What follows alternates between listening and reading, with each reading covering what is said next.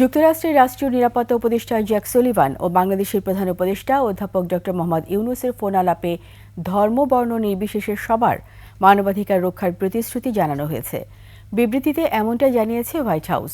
কূটনীতিকরা বলছেন, বিবৃতিতে উল্লেখিত উদ্বেগগুলোকে গুরুত্বের সাথেই দেখতে হবে। বিস্তারিত জানাচ্ছেন নাহিদ সিরাজি নিম্মি। যুক্তরাষ্ট্রের জাতীয় নিরাপত্তা উপদেষ্টা জেইক সুলিভান টেলিফোন করেন বাংলাদেশের প্রধান উপদেষ্টা ডক্টর মোহাম্মদ ইউনূসকে। সোমবার এ নিয়ে বিবৃতি প্রকাশ করে হোয়াইট হাউস। মঙ্গলবার প্রধান উপদেষ্টার প্রেস উইং থেকেও আসে বিবৃতি।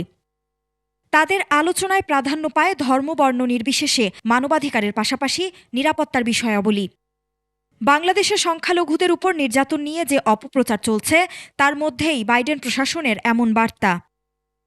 ভারতের বাংলাদেশকে পশ্চিমা বিশ্বের কাছে ছোট করার একটা অপচেষ্টাই হলো এই সাম্প্রদায়িক দ্বন্দ্বের প্রচারণা।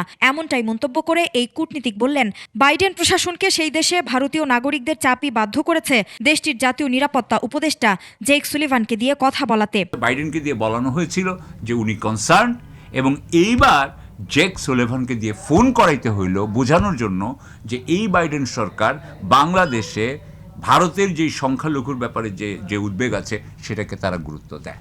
তবে প্রধান উপদেষ্টার প্রেস উইংয়ের বিবৃতি থেকে বাদ দেওয়া হয় সংখ্যালঘুদের উপর নির্যাতন, আইন শৃঙ্খলার অবনতির কথা। কিন্তু কেন বাদ দেওয়া হলো সে বিষয়ে জানতে চাইলে সাবেক এই কূটনীতিক বলেন, ইতিবাচক চিন্তা করেই বাদ দেওয়া হয়েছে এই।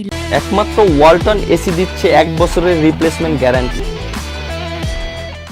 লাইন এইটা আমাদের লোকজন হয়তো ইচ্ছা করে বাদ দিয়েছে, বা এরা পজিটিভটাই হাইলাইট করেছে। তো খালি পজিটিভের জন্য তো আর ফোন করার দরকার করে না। এই পর্যায়ের লোকের তাদের একটা কনসার্ন তৈরি হয়েছে, সেই কনসার্নটাই তারা এক্সপ্রেস করার জন্য ফোনটা করেছে। হোয়াইট হাউসের বিবৃতিতে উল্লেখিত উদ্বেগগুলোকেই গুরুত্ব দিতে বললেন এই কূটনীতিক।